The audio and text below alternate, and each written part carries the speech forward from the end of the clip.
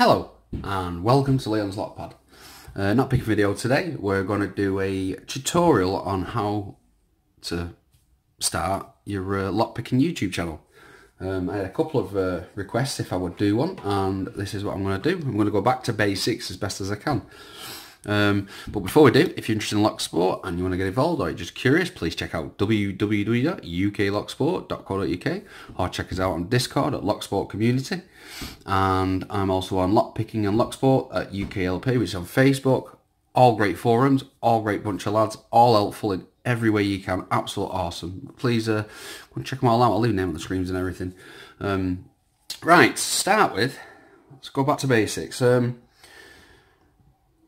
Equipment. We'll do equipment first because you don't need as much as what I get. You know, this is because I've been doing it for a while now, and you build your stuff up. But when you first start, I got a set of cheap Chinese picks. These are I plastic dipped the handle, but they're just a silver handle, spring steel, and I've had this hook for over a year, and it's been abused and used, and it's done really well. And if you're in whether two minds whether you're into the sport or not, I find don't get the bendy ones that bend dead easy. Spring steel do have a tendency to snap if you're too hard with them, but bend less than being spring steel and a lot harder. If you buy a set of these, they're about £7 off eBay. And the way I see it is, if you're not really into it after a while, think, no, it's not for me. You've not wasted too much money, and you've still got yourself a set of cheap picks. There's no point going buying the most expensive ones, or like when you first start, honestly. But if you're not, obviously, if this sport is for you and you're enjoying it and you want to make yourself your own channel, get yourself a set of these. You get about 14 of them, all different size, for different hooks, rakes, half balls, snowmen. You get all different types. But this is the main one you'd be using, which would be a hook. Homemade tension wrench, which is that window wiper blade. It was just bent, and I just plastic dipped it. Also, you'll need some type of pinning tray, and the best thing to use is, if you don't have a pinning tray, is a piece of cardboard that you've concertinaed, because now I can get 1, 2, 3, 4, 5 pins in there. Which most locks are 5 pins. Obviously, you get 6 pins, but majority of them are 5. As stock. So also I'm going to show you, this is a Sharpie follower because I didn't have any of this equipment when I started. So what we'll do first, we'll show you how to gut with all these bits, but before we do that, I'm going to show you some of the equipment. Now when you very first start, and you know, everyone gets nervous when the very first start of the channel. Obviously, first of all, you're talking to yourself, but you know, see it as that someone is listening to you as you're talking. I find that helps. Also, I got myself a notebook, and what I did when I first started, and I still use it now. If you've got yourself, say you got this Yale, and you don't want to like suddenly go blank, where your head goes blank and you can't think what to say, you think, oh, you know, I'm going to start filming again. Write down the serial number, what it is, its make, the type of lock it is, and put it in your notebook and have it at the side of you. So then when you start talking and you've got your lock in your hand, if you stop your mind going blank, you've got your notes that you can pick up on what it is, what it's called, where it was from, even how much it cost you. And that makes that a lot easier to stop your mind from going completely blank, because it did with me. And then once I got my notebook, it did help me. I've got a lot of notes from reviews in here that I've done, from hook kits and that, just so it sounded a little bit more clearer. Also, your background as well. Now, not all of you have backgrounds, because not a lot of you need backgrounds. And I'll give you an example now. Give me 1 second. I'll just move this camera. We have different views. So you get Bill Bacardi, awesome picker. He has this type of view. So when he's picking and he's got his vice, he's got it like this. And because he's left-handed like me, it's easier for us, because I think if you was right-handed, it just on the opposite side. You'd have your camera over here and your vice facing that way. Excuse me. There's also another view, which a well-known picker, Mr. Locknew, he has a above view, which is another really good view because it's really clear. You can see down here, nothing's in your way because I'm always catching my camera. But I have noticed, which it works absolutely spot on, is to have a white background here, either a non-slip mat or some backing paper, because when you're doing your lock, like I see with lock moves, it has that white background. You see the lock's really clear, it looks neat and tidy. Everything's focused on what his hands are doing, if you get what I mean. And then there's my version, which is I have the camera directly in front of me like this, which can be a pain. So then I'm like this, and I'm picking in front of me, as you can see. Also, this is why I have this background here, because when I start my channel, as you do, I have a background with a few people's names on. I have forums on there, companies that I've had pics from and stuff. And if you want a background, you just got to think of something that's going to catch somebody's eye, and it just looks a little bit interesting to look at. Not everybody has them, not everybody needs them, but you know, you're doing your own thing. What with me is everybody's was either lock lab, well, it's mostly lock lab and stuff like that, and I didn't want that, so I called it block pad, which basically is another name for a house in England, a gaff or pad. But I like my background because I put everybody's keys up there that I get for challenge locks, so they can see them. There's bits of information you can put up there if you're doing it that way.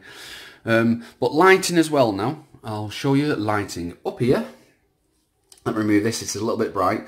The reason this is, when I'm filming, this bulb, if I did that, it's in my face. It hurts your eyes.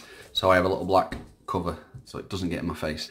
But this is, if you look up there, is a 100-watt LED bulb with just a normal standard cheap spare cable I got from B&Q. I think it cost me about £4, £3 for the bulb, and I've got 100 watts of light down there, but it wasn't enough.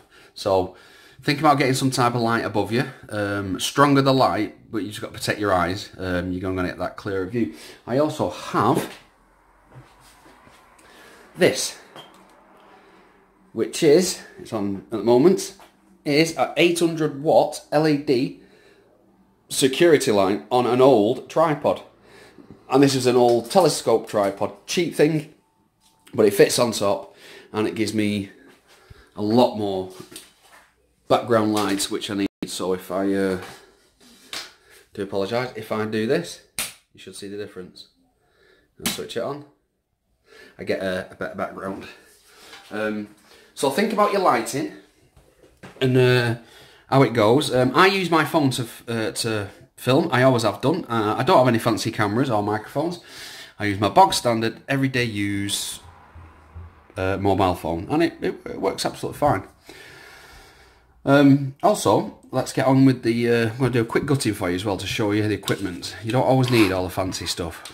You just get that as you go along, but got a lock here that's been picked. And what we're going to do is twist it enough of there. Just a normal screwdriver. It's one thing you're always going to need in your kit is a screwdriver. The camera stand I'm using at the moment is a pound shop tripod cheapo stand. Does work absolutely fine. So what we'll do is we'll take the screws off the back. Or if it's a C-clip, you can use a screwdriver or a standard pair of pliers. Really easy to pop off. Some can be a pain, but if you've got a nice decent pair of pliers, you can pull them off. So what I've got here is, it's a Sharpie. It's a small Sharpie. Small ones you get. I just pulled the end off. Put a little bit of tape. I rolled some insulation tape in it just twice, just to level it off here. And it works absolutely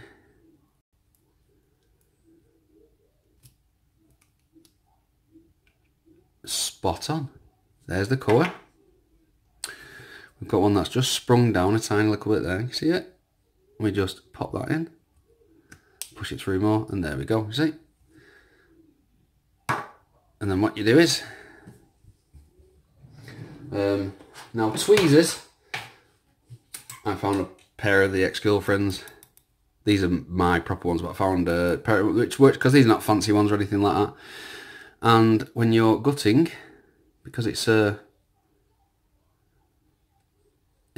simple, easy job to do. with these. Just got to make sure I know exactly how you fell out. There you go. Because this is a challenge lock. Somebody's. I'm just keeping. I've already done the video for this, but I'm just not saying who it's from at the moment.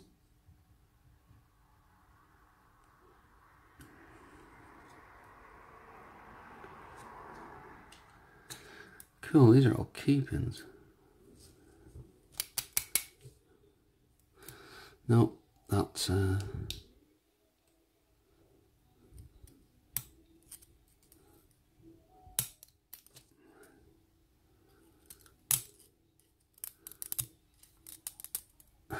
Got double spring in that one.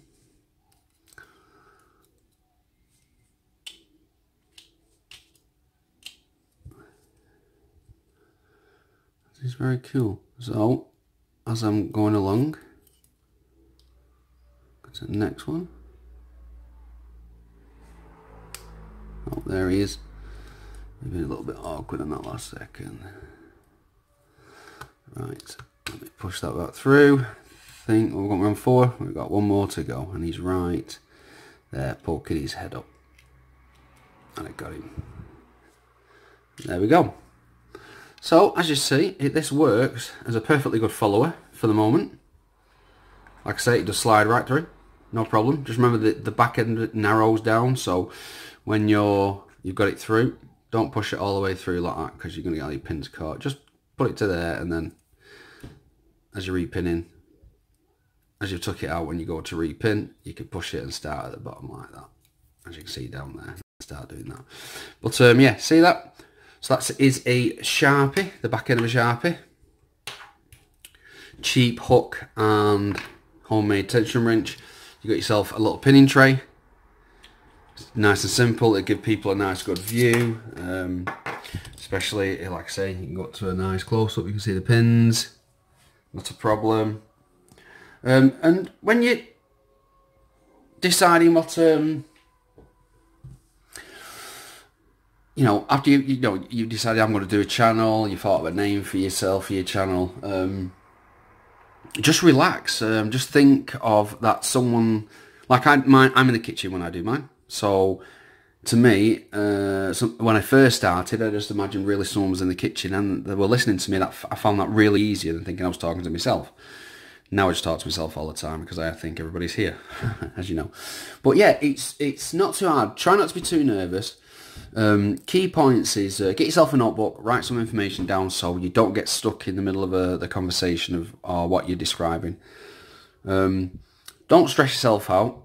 And practice, get a lock and practice gutting it, reassembling it a few times. So you don't feel as nervous doing that, and after that it just flows. It really is. Once you get that bug of you've got the first couple of locks open, it's unbelievable, and then you'll just keep on going. It really does helpful, and then you'll start getting to the main stuff that you'll want, like hook kit. Some people don't like these. I absolutely love this. I've had this now for almost a year. Absolutely love it. It goes everywhere with me when if I'm going all day. It goes in my kits, but these are my tweezers. You've got wrong one. I use that for American locks. You've got your core holder. Just slips your core in like that. You don't lose it. You can see there's lights behind me. That's why I'm having a problem. There we go. So that goes in your holder. Now these kits, not very expensive. They are in other countries. I can't pick nearly $40 or something. In England, I think I paid £22 for this, free shipping. But it is an awesome little kit. Comes with 3 followers. You get a hollow follower and 2 aluminium followers, bog standard, and then you get your smaller follower, which is for your padlocks and for your American 1100 series. These type. That's what these work on perfectly. You get your C-clip remover. It's a perfectly good kit. Pliers are not the best, but they still work for me. I've not had any problems. But yeah, hopefully this helps you out if you are going to start. Now, just don't have any worries of what people think, and don't worry about subscribers and people liking. If people like your content, you're going to get subscribers and you're going to get views. They just naturally come. When I first started, you know, I got 2 or 3 subscribers and I was absolutely buzzing. Couldn't believe it. There was 3 people interested in my channel. Now I have over 700 and that is mind-blowing. And it does take time, but all it comes down to is your content. If people like your content, they will subscribe to you and you'll get a lot of nice comments. And you'll end up with trades and stuff like that. But yeah, I hope this helps in some way. So, like I say, get yourself a Sharpie. You can use cardboard for a pinning tray for the moment. There's a lot of stuff you don't need. The light bulbs, the security light cost me £5 from B&M. The bulb cost me £2 from B&M. £2.99 from B&M's. That one's 100 watt. The one's 800 watt. Plenty of lighting, and just have fun. Really do. Just have fun. If you're having fun, people can tell. Especially when you open that lock and it gives that real buzz. And instead of being quiet, you show it on camera how happy you are. Plenty of people, Foxy, Bill Bacardi, Daz Evers, Steel Pinnings, when they've opened tricky locks, you can hear the happiness when that get that final click, and it's a great feeling, and it's something everybody should get involved in and have fun and enjoy. But yeah, I hope this helps in any way. If you get any questions or anything, please hit the subscribe. Sorry, the subscribe button. Please hit the comments and let me know if you need any other information. But yeah, well, thank you very much for watching. Please subscribe. Bye. Don't forget to like.